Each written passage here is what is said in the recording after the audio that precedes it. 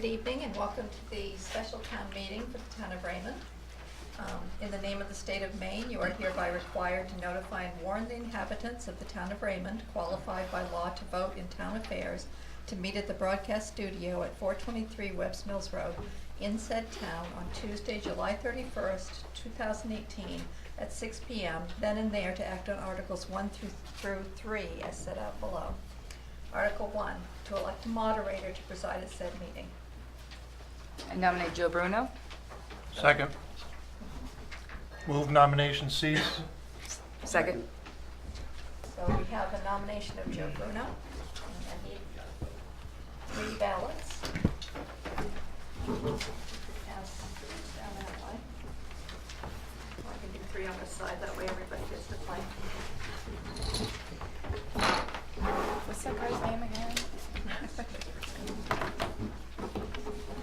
Oh, you already have? Yeah, Fred.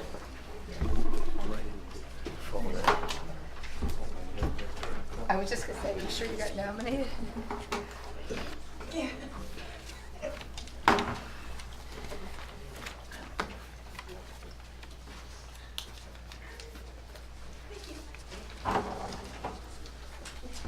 And it is unanimous.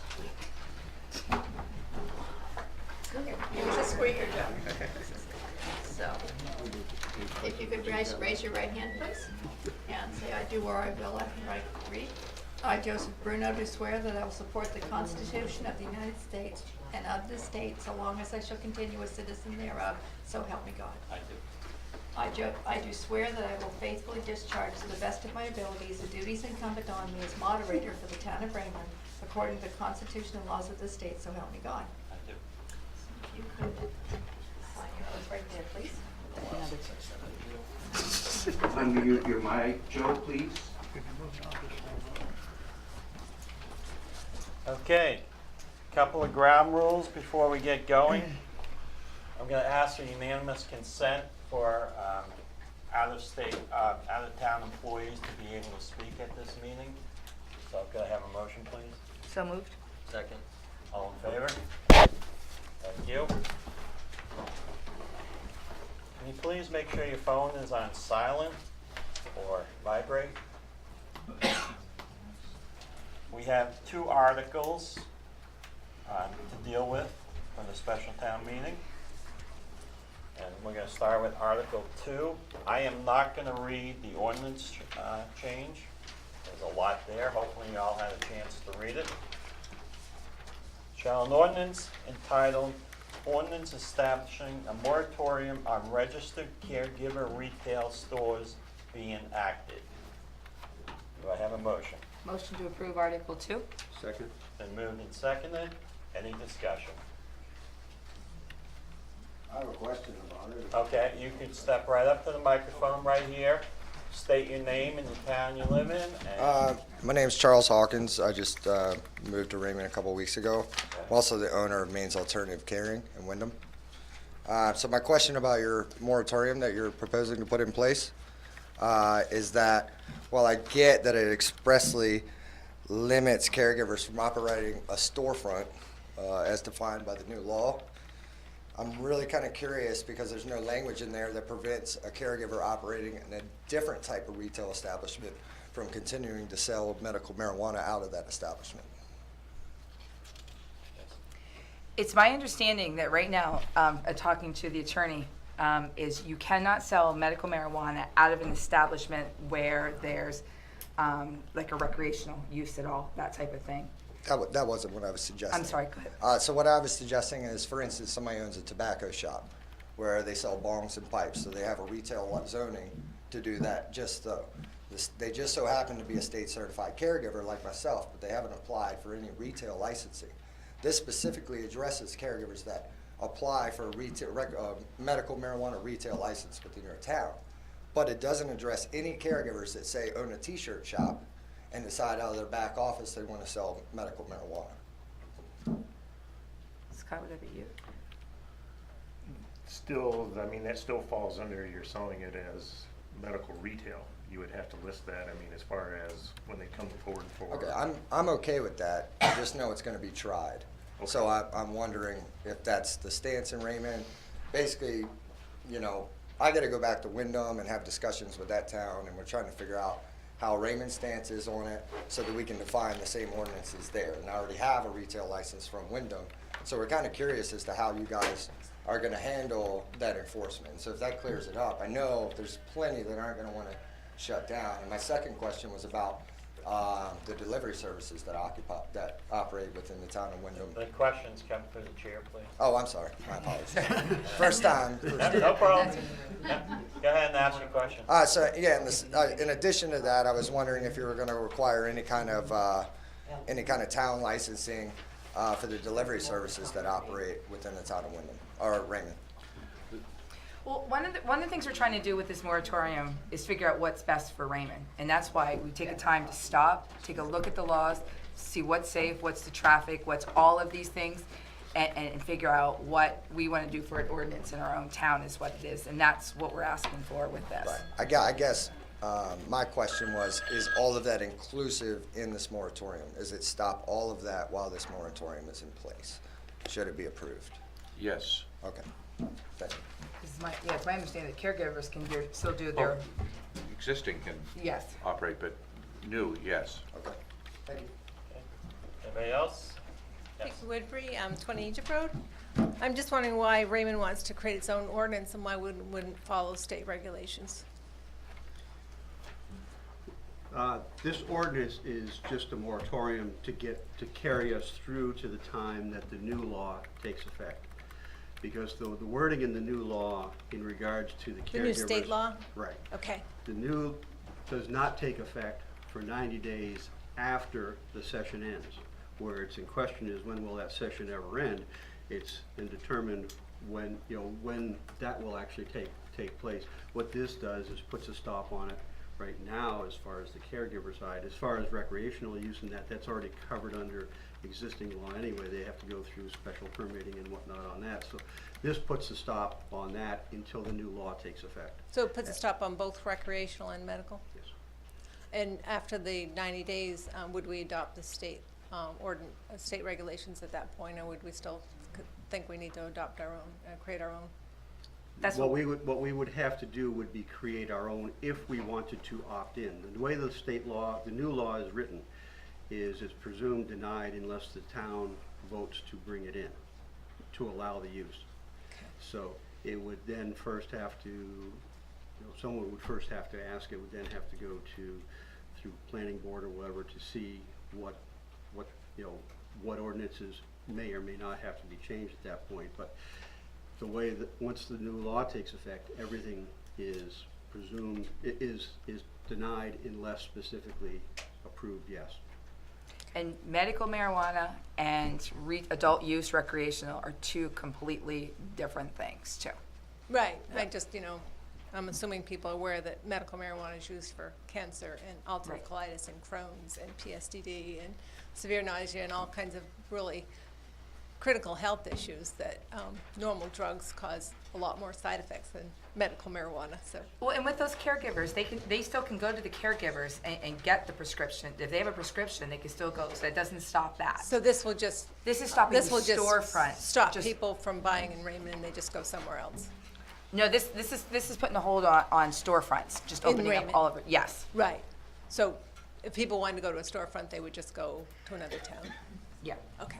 All right. Thank you. Ray McDermott, 2 McDermott Road. Is there a sunset provision on this ordinance? You said it's until, until the law kicks into effect. I Is don't- there a sunset? Is there a time certain when this will not? I think it's Yes, 180, yeah, 180. Yeah, it's 180 days okay. and then it can be, unless extended by the Board of Selectmen. I still don't know what the concern is with storefronts selling medical marijuana. If you're really concerned about that, then I think you ought to start thinking about an ordinance taking Raymond back to a dry town. I think that's one of the reasons why we're doing the moratorium, is to figure out what Raymond wants. And to see what exactly is best for the town. Maybe it is, but do we want 10 medical marijuana stores open up too across, because our store's only so big? Do we want 10 of them to all of a sudden open up? No, I don't personally. But on the other hand is, that's why we're taking this to see what is best for the town, is what it is. So to look at, to send it back to the planning board, to take a look at it and say, what does Raymond want? That's why we're here tonight. One more question. Vicki Woodbury, 20 Egypt Road. How many alcoholic establishments do we have, retail establishments do we have for recreational purposes? Trying to go through my He's head. counting it instead of doing this. I'm like, see, One, what else you got? Beacon, Mezcal. well, more than 10. Oh, wait. So I guess my point is philosophically, you're looking at a recreational drug versus, medical marijuana for medical purposes, and just kind of consider that when you think about why we shouldn't sell marijuana and we can sell alcohol. Well, it's not a matter of not selling it. There's still going to be the caregivers that are still. We can't regulate caregivers. What we're trying to regulate is how many storefronts are open up in the town of Raymond, is what it is as far as medical caregivers. People are not going to have a problem getting, their prescriptions and stuff like that because they have the caregivers, and from what I'm understanding through the difference in the law is before, if there was only one medical store that was open up and they only had 5 caregivers, well, as soon as that person comes in and gets their prescription, technically they can walk out and not be a patient anymore, and a new patient comes in. I've been talking to several people, which has been nice as far as getting this information, but also talking to the attorney. So one medical marijuana store can technically have 100 to 1,000 patients. So it's not that they can't get access. We're not trying to say no to people that are sick that can get it. I just don't want 10 different stores, 5 stores open in the town of Raymond. So it's not that they can't get it from their caregivers, and they can find that, and recreational is even different. You know what I mean? So that's what we're looking to see, what is in store for Raymond, I guess. Thank you. Can I ask another Yep. question? Sorry. All right, so I guess, everybody I know knows I own the dispensary right between the China Taste in the town of Wyndham. I didn't know that, but anyway. So, I mean, like, not me Nice personally, to but meet you. everybody Yeah, really. knows, I know. everybody knows that I'm there, that there's a dispensary right in the middle of the town. So I can answer a couple of those questions. Yes, been open since July 10th. I've served over 400 patients. However, I have patients of all ages, cancer, 78 years old, you name it, they're in there. Oh, I'm so thankful I don't have to go to Auburn. Oh, I'm so thankful I don't have to go to Wellness in Portland. I don't have to go down River Road in the snow. I mean, that's legit. You can say, oh, well, they have caregivers. That's not really how it goes in the medical world. Those caregivers grow what they grow for profit. They don't have selection. You say selection, I understand you think this in a recreational sense. And we need selection so we can feel every way we want to feel.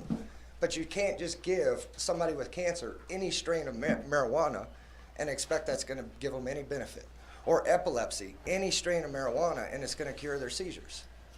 You can't do that. A caregiver might not have a license or access to a kitchen where they can make certified edibles that patients need that don't want to smoke. They might not have access to a certified lab that the law now requires, where they might need oils that they need to treat their cancer and chronic pain. This is realistic. We have Suboxone treatment centers, we have methadone treatment centers, and we allow responsible adults to be responsible adults, to go into these centers unharassed by police or anybody in town and dose up. But yeah, when it comes to marijuana, we don't want to allow responsible adults to be responsible adults. Doesn't make any sense to me. I moved to this state from Virginia because we have sensible laws here. Now, I agree with you when you don't need 5 or 6 stores. I don't want it either. I already own one, and I got a retail license. I really don't want one in Raymond from a business standpoint. But listen, I'm not Wellness Connection. I'm not going to sit here and lobby for my own personal business. I'm going to sit here and lobby for the patients, because without the patients, my business doesn't exist. It's plain and simple. Without them having these needs, I don't exist. And without them, they're not going to go to rec. They can't get the same doses recreationally that they can medicinally. and they don't have access. That's why this law is created. Plain and simple, they don't have access. And then my final question is, just because I wasn't clear, if this moratorium goes into place, my business can't deliver to Raymond, right? You're still a caregiver, correct? Yeah, so I can deliver out of my storefront in Wyndham to the people in Raymond? Should you? Yeah, because you still have patients, Okay, yes. all right, that's all I want. We're not gonna sit at the border and wait it, we're not trying to stop people from getting medicine Okay. either, is what it is. So that's why we stick it back to the planning I board. think we're all kind of in this industry a little scared too to do the wrong things and end up, maybe not going to jail, but losing our entire investment. We all got kids and families to take care of too, Right. So thanks for Yep, entertaining me. Thanks. Peter Levitt, Levitt Road. Just it kind of germane to the business end of things that you just heard. I always was brought up to believe that competition is actually healthy, and I guess my question would be: is there a regulation in the town of Raymond as to how many pharmacies can be open? Can anybody answer that? No answer. I would guess that there isn't. Thanks. Brian McDermott, 2 McDermott Road again. I thought this select board really, supported entrepreneurialism, but I guess you don't. Why limit the number of stores? How many stores in Raymond sell alcohol? Maybe we ought to limit that. How many stores sell cigarettes? Maybe we ought to limit that. So why do you want to limit this? Let the market decide. That's what we do with everything else. Why is this so special? You can't let the market decide. And that may be something that the planning board does come back with. Hi, Sean Carr, Spiller Hill Road. I said it right this time. Like Mr. McDermott said, I agree. This should be treated no different than alcohol or any pharmacy. As a matter of fact, it's safer than alcohol or probably anything you get at a pharmacy. Not only that, if you don't allow these stores to be in Raymond, you're going to miss out on a huge tax base. Look at the numbers if you haven't already.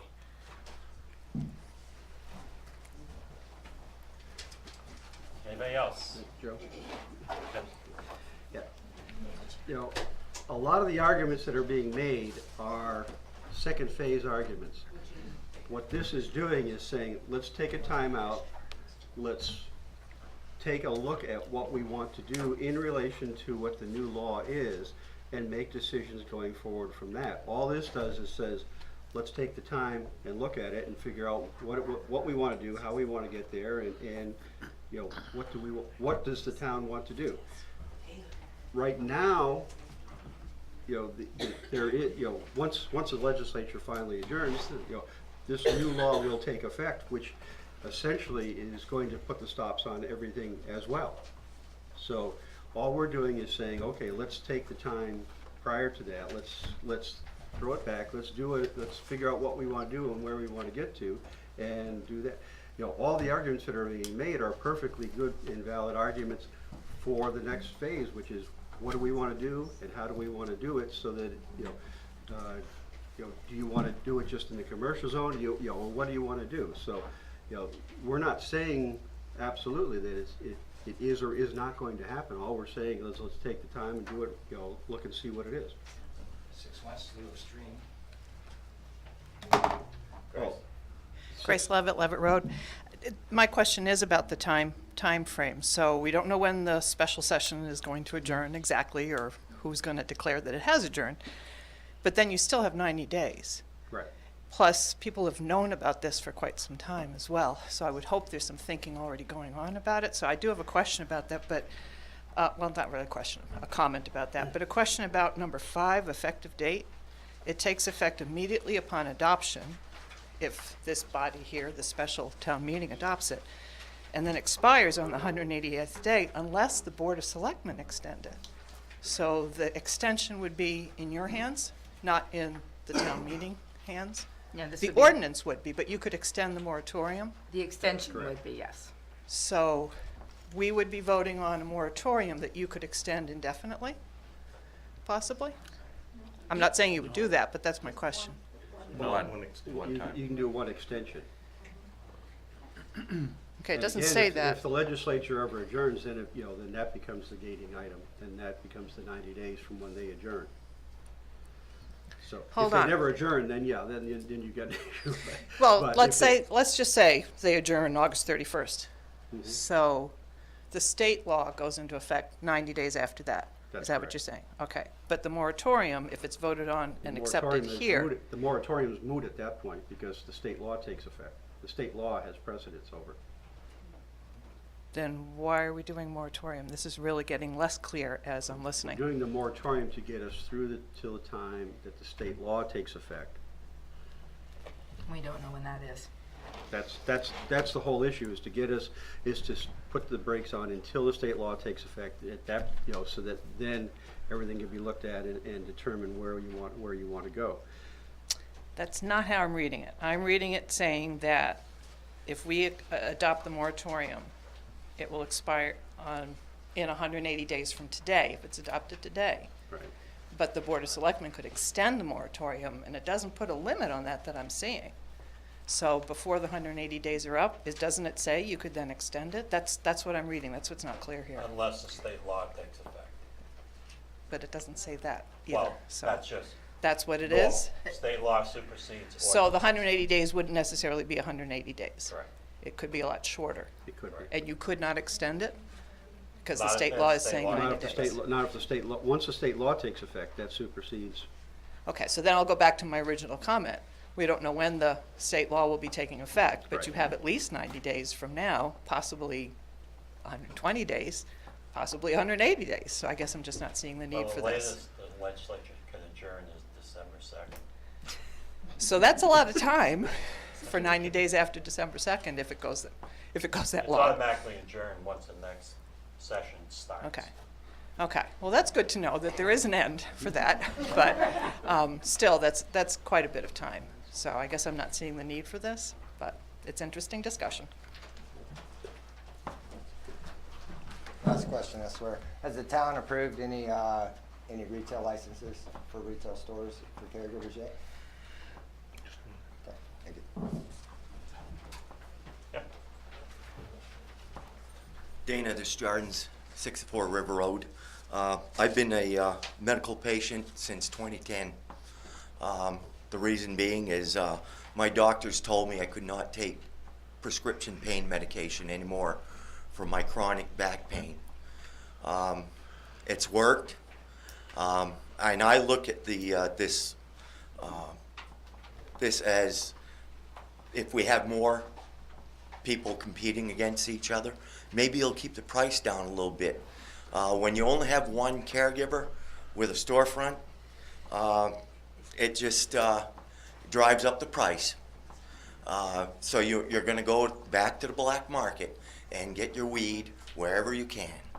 And I go to Auburn and I get my pills, my edibles, whatever it is, and I only use them when I need it. But I'll tell you what, it beats being addicted to opioids. Thank you. Anybody else? Have you looked into how much money that you could actually make by letting 3 or 4 stores be established in the town of Raymond? From what I understand,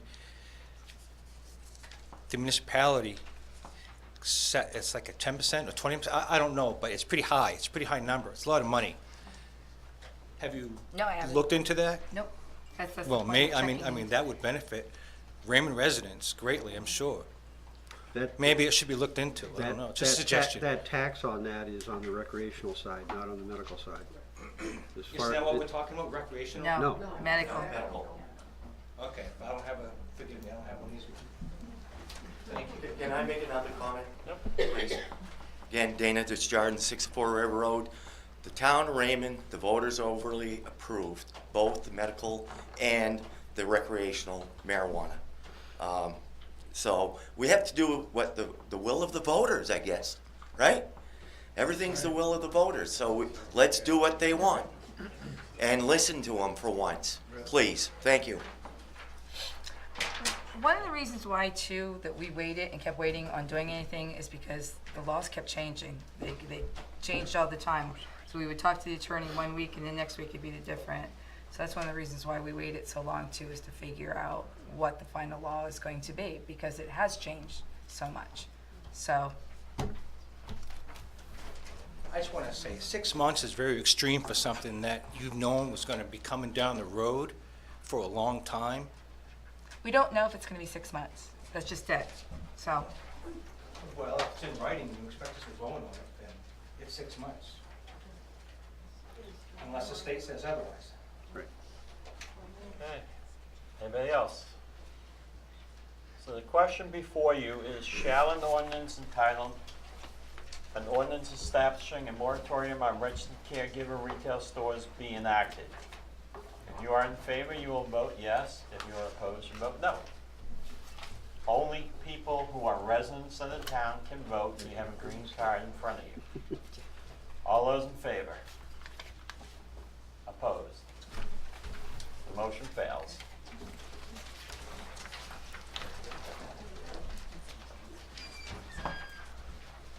All right, we've got Article 3 now. Shall an ordinance entitled Ordinance Establishing a Moratorium on Mobile Homes in the Limited Residential Recreational 1, LRR 1, and Limited Residential Recreational 2, LRR 2, shoreline zoning districts be enacted? The ordinance is in front of you. I will not read the entire ordinance. Do I have a motion? So moved. second. Been moved and seconded. Any discussion?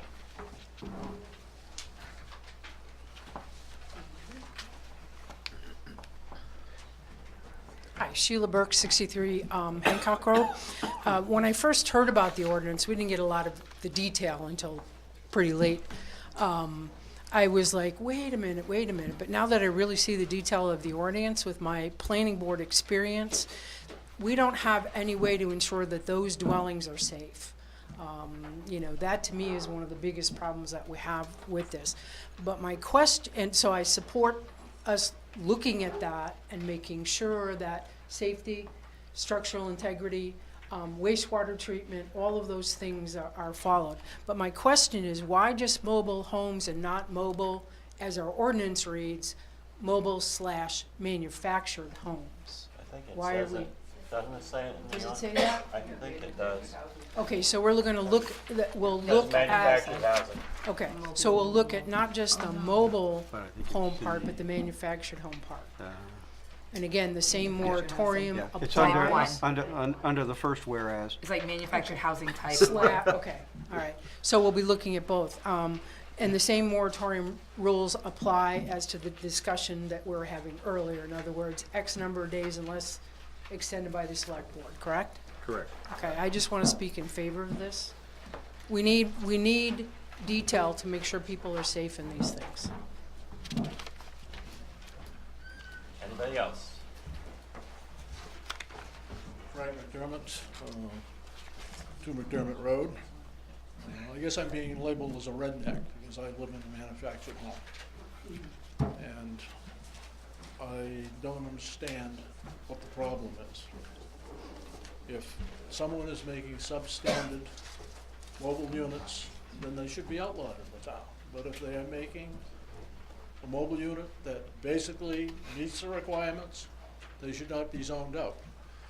What this says to me is that the newbies and the town board are once again giving a middle finger to the working poor.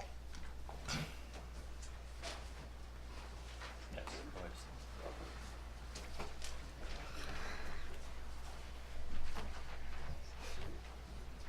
Louise Lester, 10 Hartley Lane. We had a public hearing here last night concerning an issue in Raymond with a trailer, the kind that rolls on wheels. And that, from what I understood, was manufactured housing number 1, which is what we're talking about tonight. It is not about a manufactured home that is stick-built essentially, but it's built in a factory and moved to a site. And that, again, is my understanding from last night.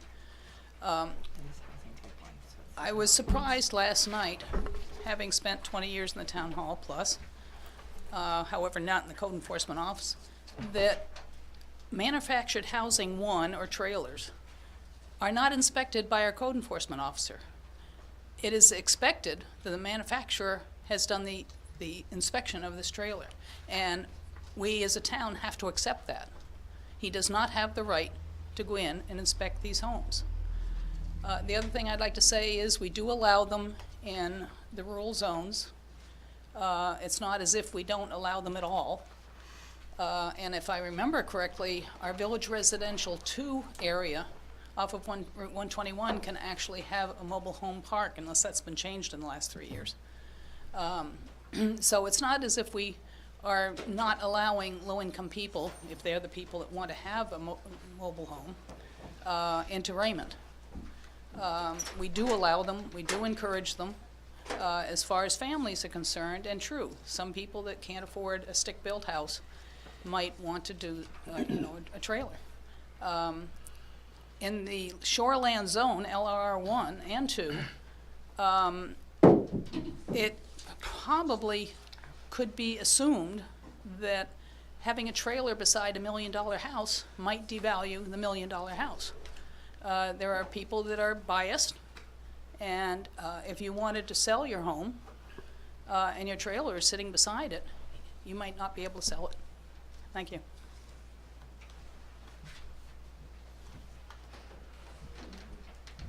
Peter Levitt, Levitt Road.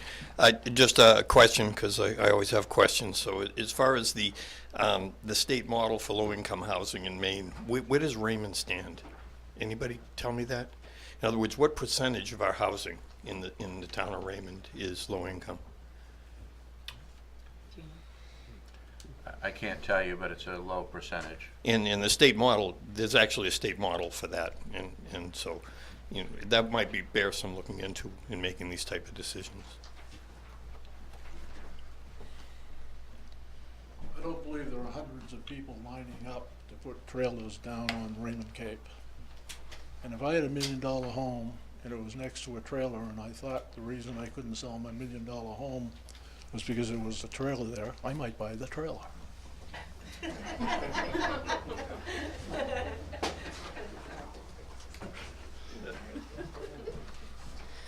Anne Marie Murch, 2 Canal Road. I was part of that meeting last night for the mobile home, and I was told by a friend who is a broker that when I decide to sell my home, my house isn't going to be marketable because across the street from my house is a trailer.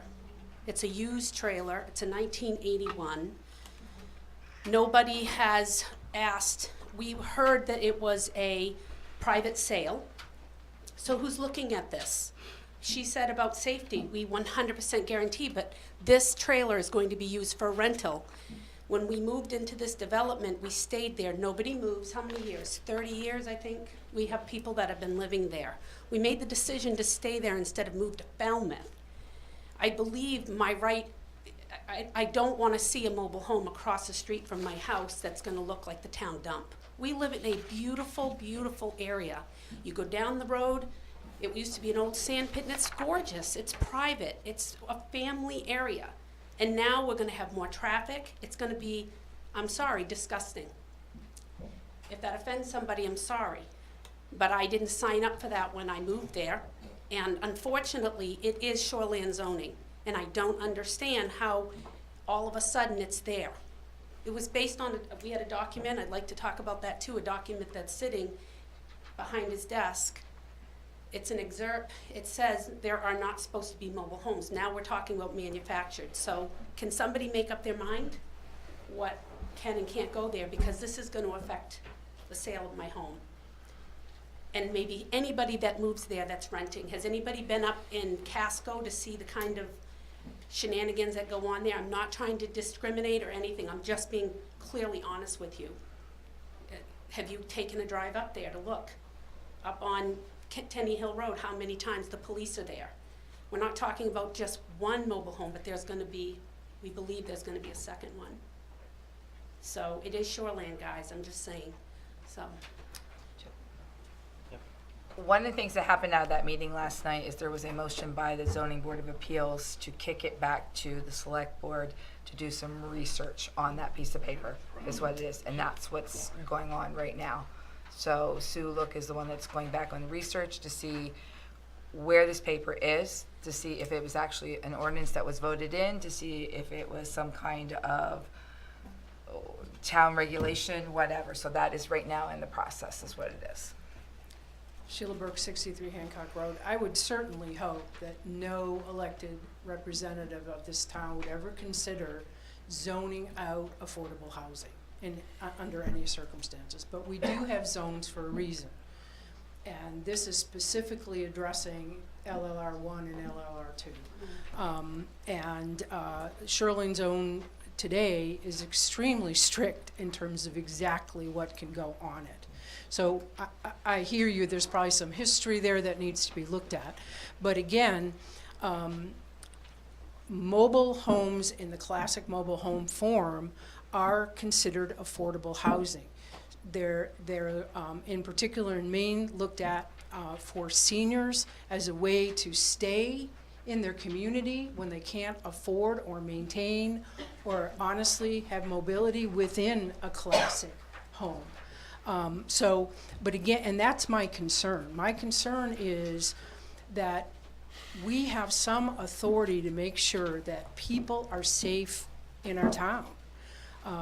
We do that for all other types of housing, and I think there should be no exception for this. And again, I cannot see this town passing ordinances to discriminate against anybody. If an ordinance was ever interpreted that way, there'd be lots of outside trouble. It wouldn't pass unnoticed. So again, I think from my perspective and my planning board experience, we would be looking at trying to just make sure that we have enough enforcement authority when something new goes in to make sure that it's safe, to make sure wastewater is treated properly, all the things that we would do with any other type of housing, with appropriate inspections. Again, it's a different animal, but believe me, I'm sure there's plenty of experience throughout the state and the country that we can rely on. So again, I'm sorry if you don't, if a real estate person is telling you it's affecting your property value, I think, if I have a piece of private property and I'm legally constructing whatever it is in accordance with ordinances, that's my right. Peter Levitt, 2 Levitt Road. Just to be clear, part of the confusion I have is with the different descriptions of the housing, and I think that needs to be clarified a little bit more. But the bottom line is, with some limited experience on the ordinances involving zoning in the town of Raymond, I would tell you that the shorelands ordinances are as stiff in this community as they are anywhere. So whether a mobile home is going to have a situation where it's going to filter their water such that it does not cause an algae bloom in the lake, that's going to be already applied in any type of building permit. So it's not necessarily the type of structure that's going to determine necessarily how much effluence goes into the lake and whether or not the watershed is protected. Anybody else?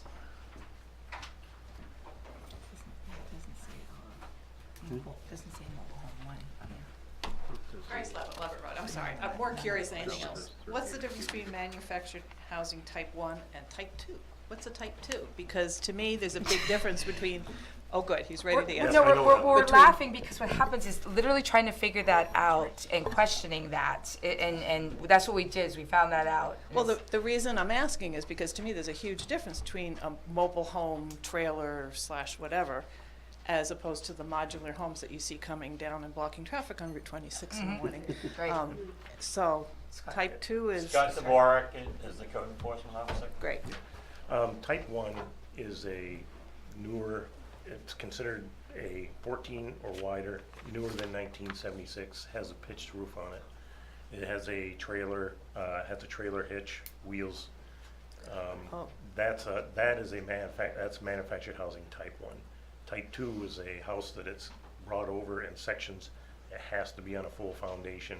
It's it's same thing, it's an engineered and inspected building on their premises and then shipped and put together.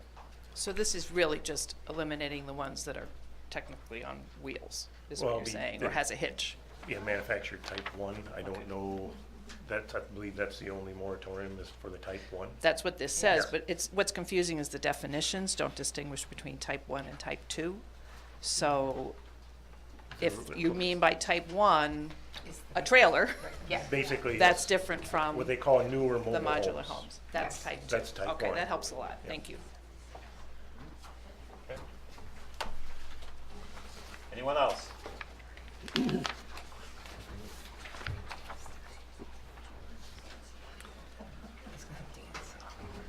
Hi, David Mertz, 2 Canal Road, Raymond.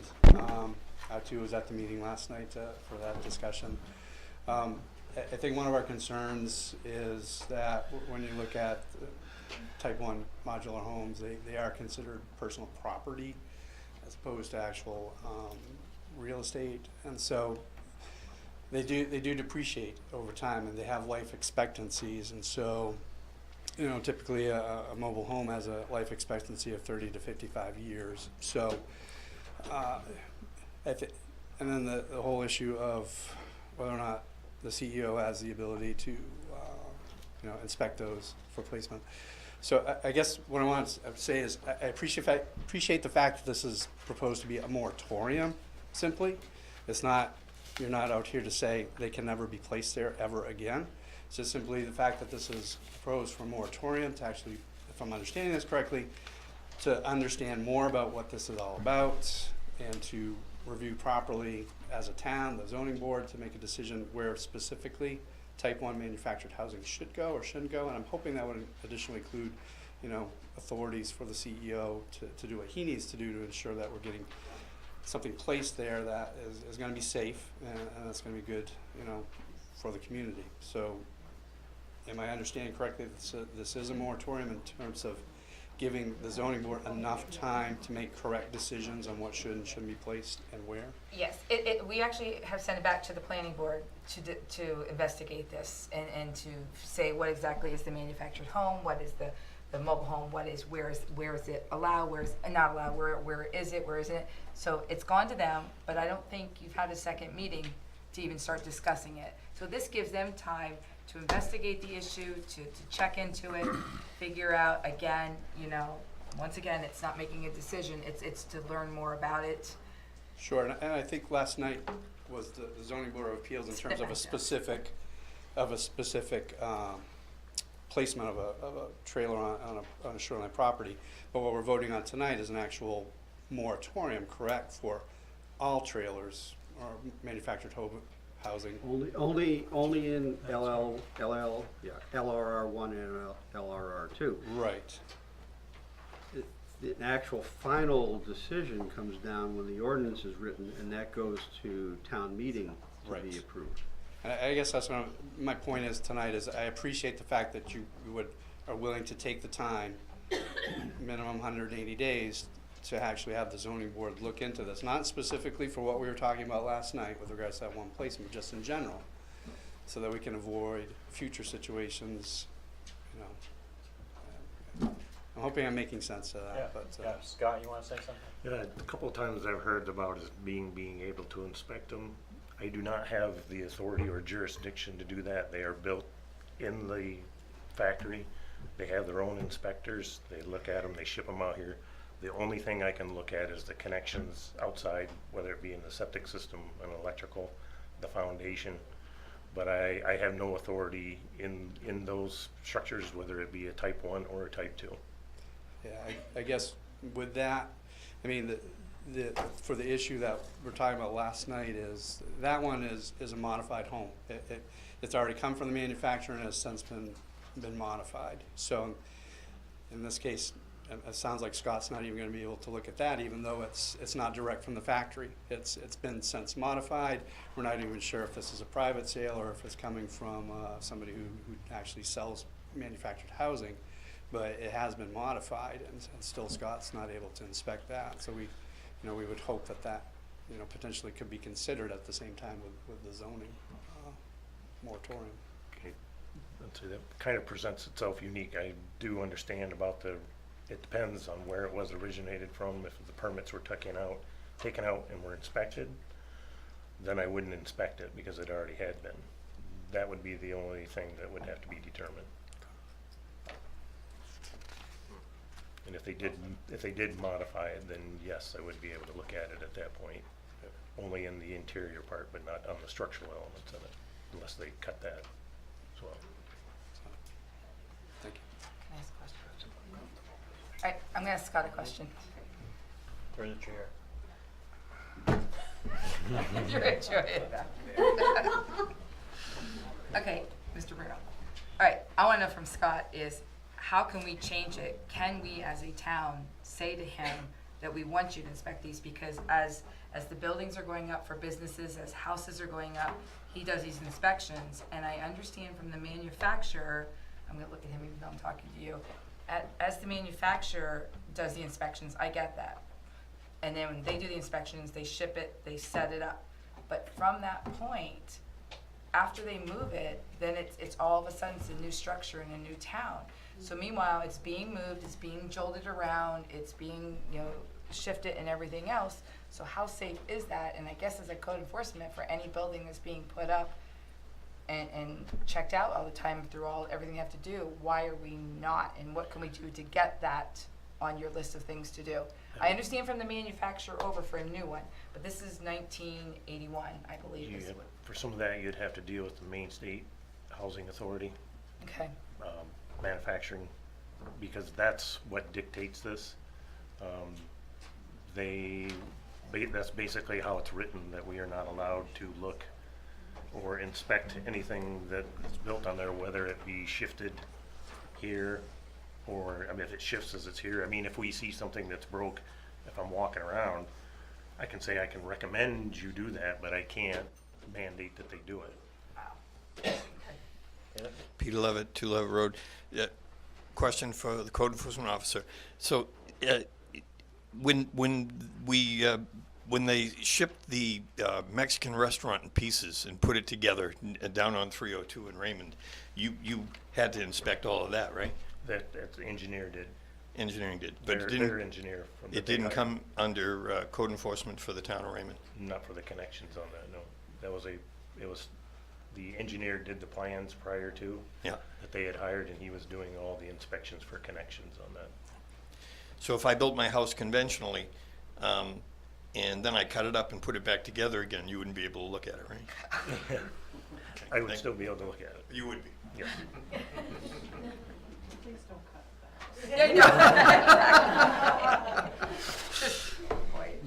Anybody else?